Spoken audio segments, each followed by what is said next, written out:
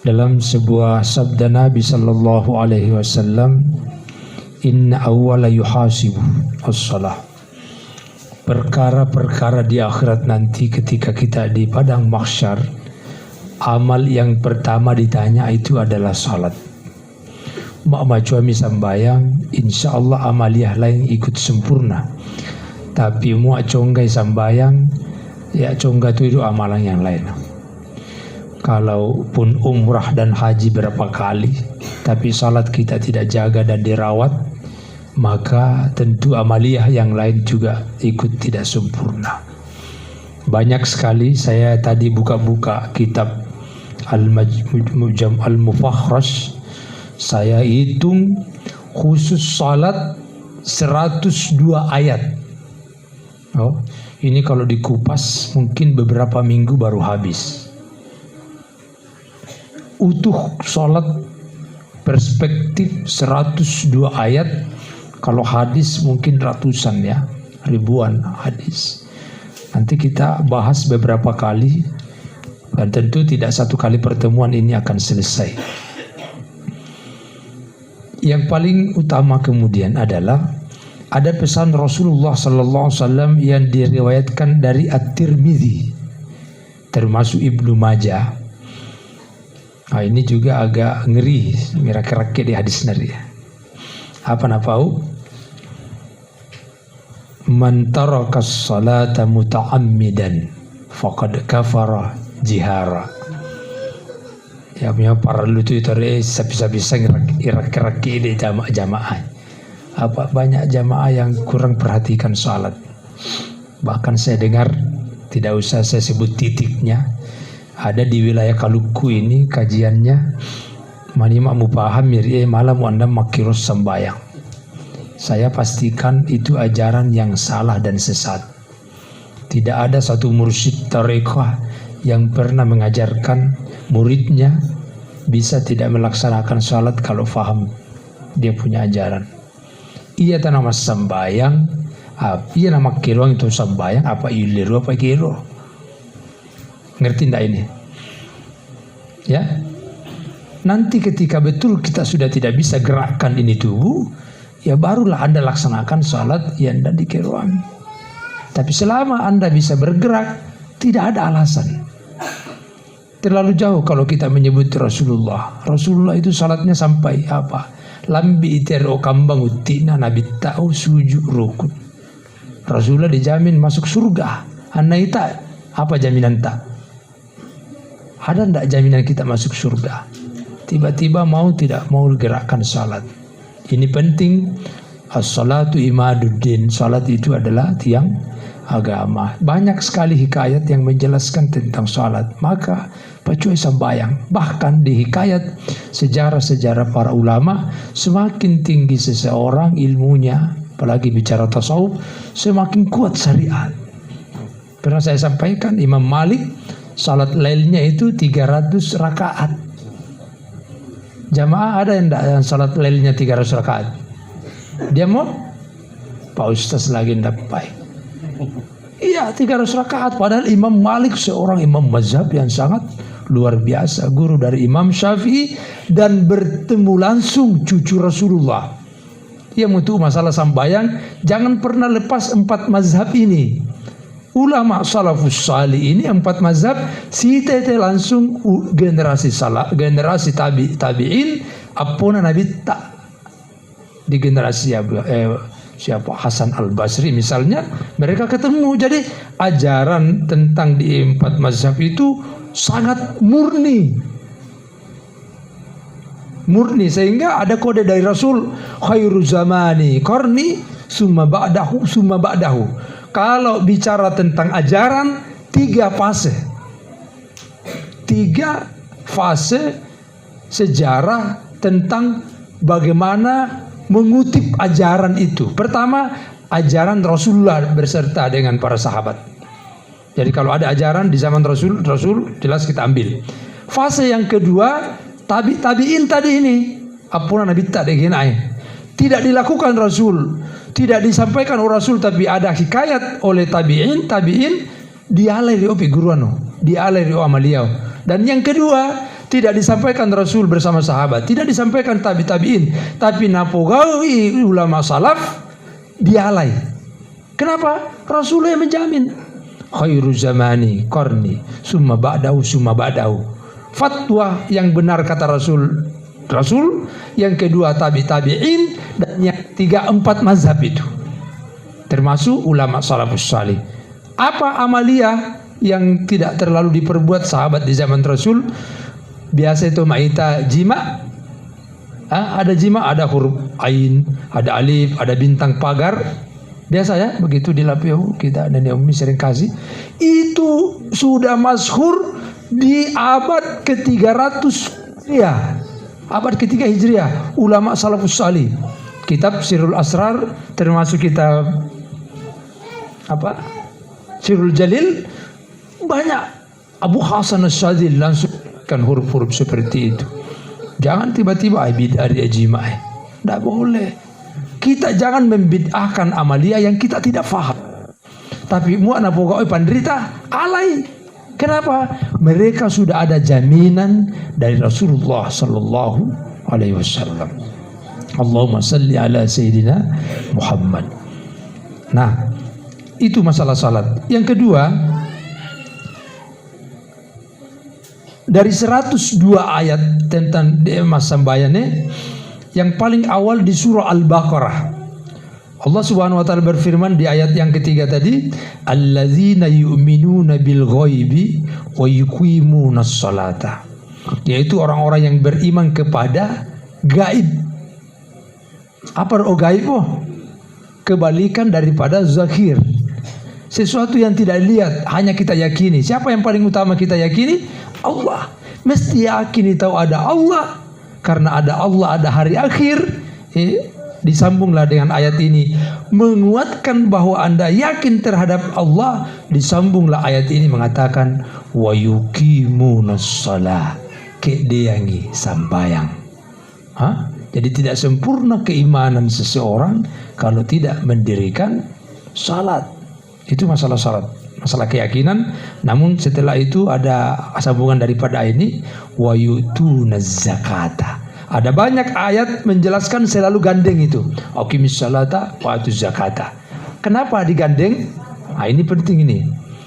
Salat akan tidak sempurna ketika ada orang yang bakhil. Apa bahasa Mandarin bakhil? Kikir galam paku jambatan. Maki-maki kirpatia capunasan kenni. Sapaten dewe masih dekat dengan Quran. Apa namu rekenni udah dia. Sedekah. Kenapa? Yunfikuna fis syarra, terutama ini tidak sempurna seseorang jika tidak apa? Yunfikuna fis syarra'i wad dharra, senantiasa sedekah fis syarra'i wad dharra, dalam keadaan lapang maupun sempit. Bagaimana? Ada ulama tafsir menyatakan yang dimaksud ayat ini adalah termasuk tahlilan.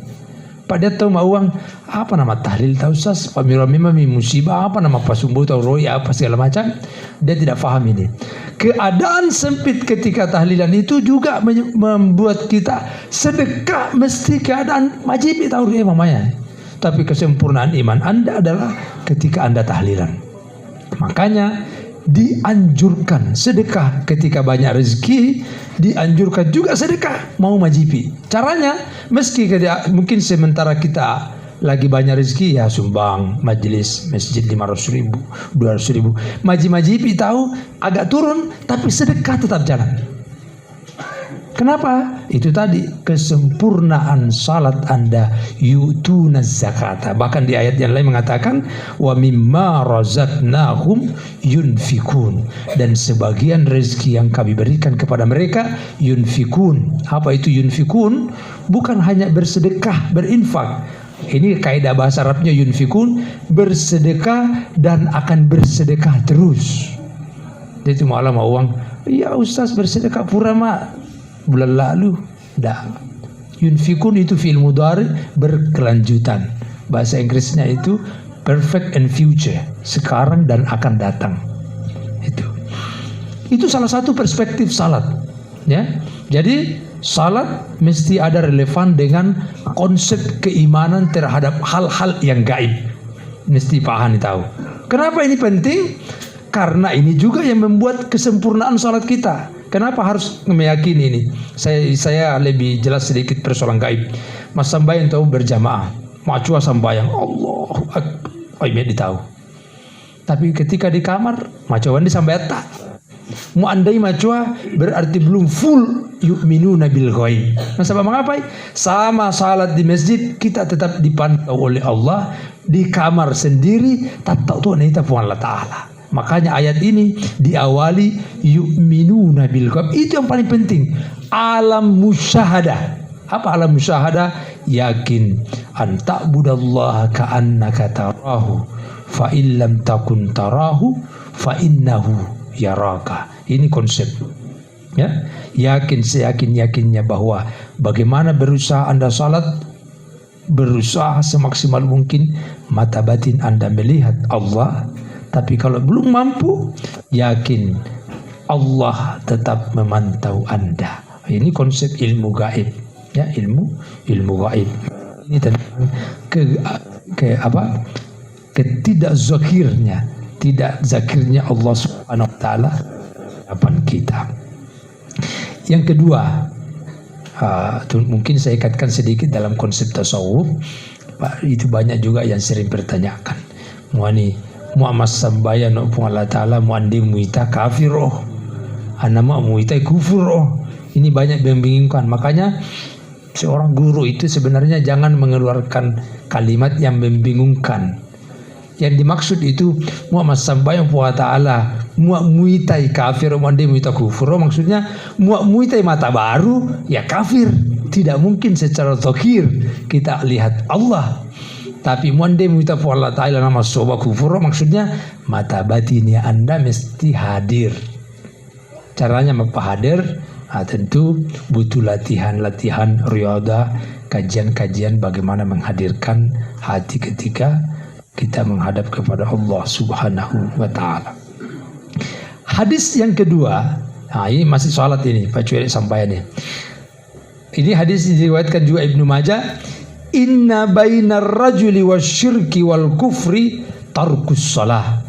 Kira-kira itu dia. Yang pertama tadi, man tarakas salata muta'ammidan faqad kafara jihara. Siapa yang meninggalkan salat secara sengaja, kata Rasul, dia kafir terang-terangan. Masa kafir? Masa ada ulah potu. Misal bagaimana ya? Andan yang uzur, tidak ada halangan. Damur sembahyang apa? Marondong diam bandi asar marondong. Medi dua pai asar.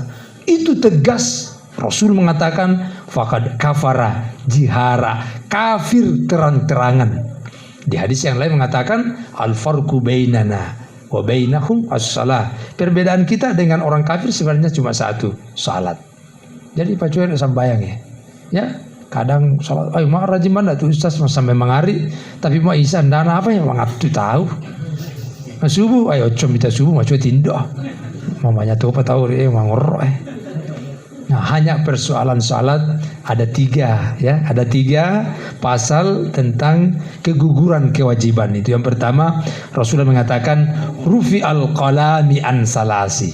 Andai marosa tahu tidak beramal ya, tiga pasal. Yang pertama anis-sabah hatta yablu, anak-anak sampai dia balik. Jadi anak ini yang belum balik tidak wajib ya, tapi sudah diajari wa'mur ahlaka bis-shalah, sudah diajari salat. Yang kedua, tidak berdosa seseorang anin naimi hatta yastaiqiza, tomatindo lambi mimbue. Jadi mak dah tahu matindo sana mungkin tengah malam begadang salat tahajud, ketiduran betul jam 8 baru bangun, begitu bangun salat subuh. Dapat ay marah dan Allah. Ya, ada yang bilang Ustaz, bagaimana kalau saya bangun jam 9 pagi? Kalau betul-betul tidur, timbul. Karena memang ada dalam sebuah kisah Rasul dengan Abu Bakar As-Siddiq dalam perjalanan sempat kesiangan juga, mungkin kelelahan dalam perjalanan. Tapi datuan ini miten-miten berani. Ay mak bang, ay mati-mati dia tahu mani Pak Ustaz malawan dia manu. Mak mati dia tahu nak bani meruah. Nah itu jam 7 coba more jam 9. Itu dia tadi enggak kena itu. Tapi betul-betul tidur begitu bangun salat langsung. Ini perlu ya. Tapi selalu saya ulang-ulangi ya, dalem apa wong malah wandi palaka jam 9 sampai subuh. Tanah tu yawi mau wandi wah. Tidurnya ini yang dihitung. Dan yang ketiga, anil majnuni hatta yafiq. Orang yang tidak sehat tuh gengget itu tidak sehat sampai dia betul-betul sadar atau sehat. Nah, ini ketiga-tiga alasan boleh tidak melaksanakan salat. Jamaah majelis zikir rahimakumullah. Berperspektif lagi persoalan salat ini nanti tanya jawab sebentar. Persoalan salat dan banyak menyepelekan ini. Ini ada hadis yang saya bacakan. Lau ya'lamul mar'aini yadal musalli maza alaihi minal ismi lakana ayyakifa arba'ina harifan khairal lahu min ayya'mura yadaihi. Ini penting ini. Mikir ada supaya ngerti. Kadang saya lihat di masjid ada orang salat nalanduri domian di ini hati-hati. Di sini hadis mengatakan orang yang melewati orang yang salat itu lebih mulia baginya berdiri 40 tahun lamanya dosanya itu ketimbang melewati orang salat. Makanya orang dulu itu di zaman Rasul ditancapkan pedang di hadapannya, tidak boleh melewati antar pedang dengan dia itu. Ini malah kalau kita pembatas sejadah jangan dilewati tadi itu. Katanya Rasulullah lebih mulia 40 tahun berdiri selama 40 tahun ketimbang melewati. Makanya kalau di atas sajadah boleh, tapi di antara ujung sajadah dengan orang salat jangan dilewati. Ada yang bertanya, bagaimana Ustaz kalau tidak ditahu? Kalau ada yang orang lewat dia tidak tahu, kasih kode, kasih begini supaya dia tidak lewat. Tapi dia tuh salah paham. Ibaratnya dia 5, boleh misujui. Assalamualaikum Ustaz, apa kabar? Boleh misujui. La ilaha ditahan loh tadi. Astagfirullahaladzim. Nah saya tadi sujui, masa Allahu Akbar sujud. Makanya ikut pengajian. Boleh saya tadi sujui. Ya, jadi tahan. Mau ragu-ragu itu nak sujud itu mani ini lebih pijanggur bayangan misalnya. Iya, ini penting. Karena Masya Allah saya berapa kali lihat itu. Nah itu yang pertama. Yang kedua kode-kode itu di setiap salat. Mau dia tahu terlambat masuk berjamaah, mau ikut berjamaah, itu kodenya dipegang. Ya. Tapi Ustaz bisa berdiri, Ustaz cari dulu. Kalau masuk masjid memburu jamaah, anggap saja ini sendiri-sendiri salat. Saya datang. Saya mau berjamaah tapi jangan sampai sunnah. Ya. Caranya kode pegang pundak. Pegang begini. Kalau dipegang, kalau dia kode begini, kalau dia tenang, berarti kita ikut salat berjamaah karena dia salat wajib. Tapi kalau dipegang, kasih kode, coba kode kasih begini. Kalau begini berarti tapi coy karena dia salat sunnah. Yang jadi persoalan kalau yang dipegang tidak tahu kode, galang. Apa tuh namanya itu? Ini masalah ini. Karena pernah terjadi. Saya selalu udah pesantren itu galang, pas satu dari apa namanya itu galangnya main. Padahal kita punya niat mau ikut. Jadi ini penting. Mudah-mudahan jamaah yang lain bisa sebarkan yang lain, kasih kode. Karena pernah juga kejadian ikut apa 2 rakaat itu bisa cemai mas sampai sunnah raya. Ini masalah.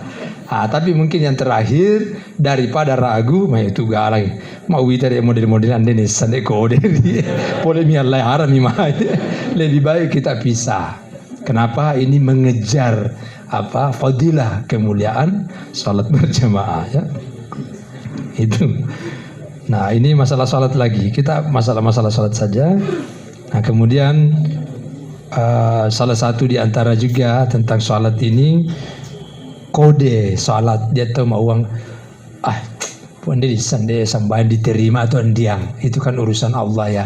Tapi ada ciri. Tentu dalam Al-Quran dijelaskan, wa aqimis salata innas salata tanha anil fakhsya'i wal munkar. Ayat ini kalau ditafsir, kita ekstrak sesungguhnya informasinya, ya sambayano muamalah mau tidak berbuat nahi, tidak berbuat yang keji dan mungkar, ada ciri bahwa tak ada im sambayammu. Tapi masuk gari becak dua pai, pura sampai subuh membawa oma pasti Allah manu, anda pada si Allah itu. Mas sampai sawan tak dia Ustaz, mak doya tu apa sampai tahajud, tapi pura mat tahajud mas sambut tulang buah, itu masalah juga itu. Masih gari becak dua pai, mungkin itu kode bahwa anda pai rapi itu mas sampai tak lori Allah Taala. Kenapa? Mesti berbanding lurus pemahaman amalia kita dengan efek amalia akhlak kita. Tinggi pemahaman tasawufnya, amalia syariatnya juga tinggi, tapi membadu babotor itu kan tidak berbanding lurus.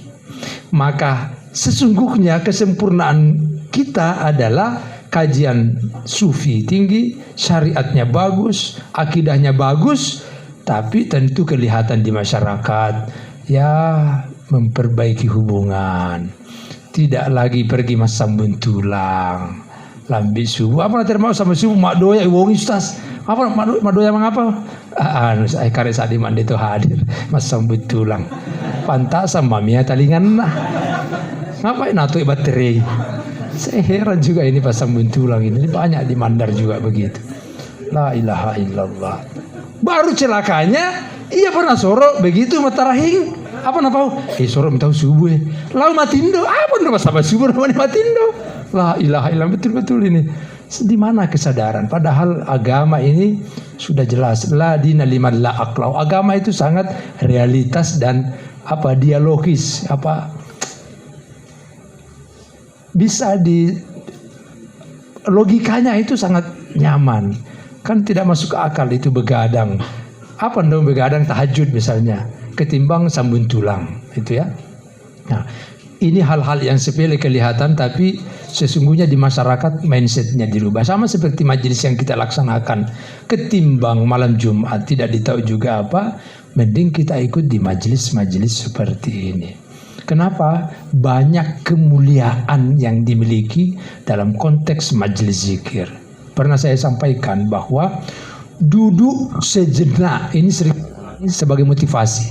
Mau Nabi tak dalam kitab Tangkihul Qaul, julusuka sa'atan fi majlis lam tamassa qalaman wa lam taktuba harfan khairum min alfi ibadah. Duduk sejenak mi ora tau cinapa mairangi papangaya di majlis zikir, basar ibu pahalanya di sisi Allah lebih besar daripada salat 1000 rakaat. Saya ulangi, lebih besar pahala mairangi itu papangaya seperti yang ibu-ibu lakukan ini daripada ibu-ibu salat 1000 rakaat. Saya pernah hitung, mamil atau sampai 1000 rakaat mulai pagi sampai pagi lagi kembali, itu pun pagupuna inna ataina anakul huwallah. Cukup 1000 rakaat. Jadi bayangkan ibu-ibu, lebih besar pahala ini malam malaikat mencatat daripada salat sunat mulai pagi sampai pagi tidak ada tidur. Itu yang pertama. Yang kedua, dikatakan khairum min, lebih baik, berarti bisa saja malaikat mencatat 2000 rakaat. Bisa saja malaikat catat 5000 rakaat, tergantung keikhlasan Bapak Ibu sekalian hadir di majelis kita. Dan tentu saya yakin Bapak Ibu sekalian berangkat dari rumah, jauh dari tempat tinggal ke sini, tentu ingin mencari ridha Allah Subhanahu wa taala, ingin mendekatkan diri kepada Allah Subhanahu wa taala, ingin menambah kajian, ingin menambah kedalaman amaliyah kita di hadapan Allah Subhanahu wa taala. Sebab kenapa? Salah satu ciri orang yang mendapatkan rahmat dari Allah Subhanahu wa taala adalah al-yauma khairum minal amsi. Hari ini ilmunya lebih banyak daripada yang kemarin. Hari ini ibadahnya lebih baik daripada yang kemarin. Itu ciri-ciri orang yang mendapatkan rahmat dari Allah Subhanahu wa taala. Jamaah majelis zikir rahimakumullah. Nah, tentu dengan masalah salat ini banyak sekali hal-hal yang masih banyak perlu kita perbaiki. Sering saya ulangi, terutama di wudu. Tak pacu memang pacu memang pengarat telepon Allah Taala di saat berwudu. Baca doa wudu, baca di setiap gerakan wudu sebelum salat. Supaya apa? Itu membantu menghadirkan hati dalam salat. Ya, mau manje ini tahu, pacu ini memang tahu zikir, baca ayatul kursi itu jangan lepas setelah wudu baca ayat kursi. Pahalanya itu yu'ti khamsina syahidan. Allah memberikan pakaian 50 orang syahid. Oh, baca ayat kursi. Setelah salat baca lagi ayat kursi. Salah satu zikir Rasulullah sallallahu alaihi wasallam setelah salat baca ayat kursi. Wahai Nabi, tak siapa yang istiqamah baca ayat kursi setiap salat 5 waktu, ruhnya nanti ketika dicabut dari jasadnya seperti menarik rambut di atas terigu. Itu Riolo sempat senyum. Kenapa? Zikirnya luar biasa. Ini yang sering kita sampaikan. Apalagi saat-saat sakratul maut, di mana saat yang paling genting, dan disitulah penentu apa yang akan Anda tempati di akhirat nanti. Masukkah di surga atau masuk di neraka, sudah ada panjar. Madat tomate raus. Nah panjar memang milik Allah Ta'ala. Apa manimilo mas sembayang. Apa doanya dalam Al-Quran? Ya Allah, kembalikan aku ke dunia ini, niscaya akan aku mendirikan salat. Nama sakratul maut dan nama sembayang. Makanya pacuai taratina sembahyang. Ini yang paling penting. Nah, kemudian di kajian-kajian masalah salat, terutama masalah ini juga masalah zikir. Allah Subhanahu wa taala berfirman dalam Al-Qur'an, "Fa idza qadaitumus salata fadhkurullah." Ini sering saya sampaikan. Mau purto makeda sambayang daura musallum yang pioro dulu macua zikir. Susunan zikir yang sudah diajarkan para ulama semua itu adalah anjuran Rasulullah. Ini heran ini kenapa hari ini tidak mau zikir salat. Mulai dari baca Al-Fatihah, baca la ilaha illallah wahdahu la syarikalah lahul mulku wa lahul hamdu. Ini saya sampaikan. Etika adab membaca la ilaha illallah wahdahu la syarikalah, mau pura temas sambayang assalamualaikum warahmatullah, assalamualaikum warahmatullah. Jangan dulu bergeser ini tempat duduknya. Ini penjelasannya ya, secara mendalam. Pada tahu tak pemisuluk kada misulka. Nanti setelah membaca la ilaha illallah wahdahu la syarikalah lahul mulku wa lahul hamdu yuhyi wa yumitu wa huwa ala kulli syai'in qadir 10 kali, baru menggeser ke kanan bagi imam, ke kanan sedikit, merubah tempat duduk. Kenapa? Itu kaifiah langsung dari Rasulullah. Pura kita membaca bisa 10 la ilaha illallah wa la syarikalah, baru bergeser tempat duduk. Banyak saya lihat begitu assalamualaikum tak pernah geser, tapi jalan zikir. Tapi yang paling jelas dari hikayat Rasulullah, pura membaca la ilaha illallah wa la syarikalah, kemudian bergeser tempat duduk. Dilanjutkan membaca Allahumma antas salam wa minkas salam. Itu jelas itu kaifiahnya. Rasulullah setelah salat membaca Allahumma antas salam wa minkas salam wa ilaika ya'udus salam fa hayna rabbana bis salam wa adkhilnal jannata ka rabbana wa ta'ala ya dzal jalali wal ikram.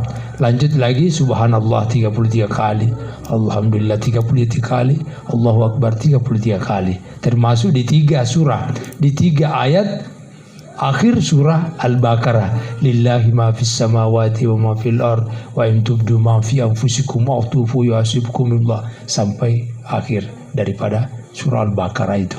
Ini semua adalah kesempurnaan salat setelah zikir.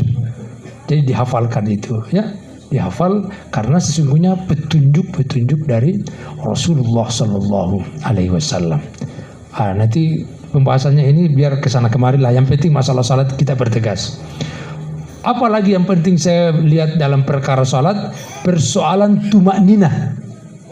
Ini para lutur itu tumakninah pada saat ruku, apalagi ruku. Pada saat ruku itu jangan cuma begini saja. Diupayakan itu seperti angka 7. Ya, punggungnya punggungnya itu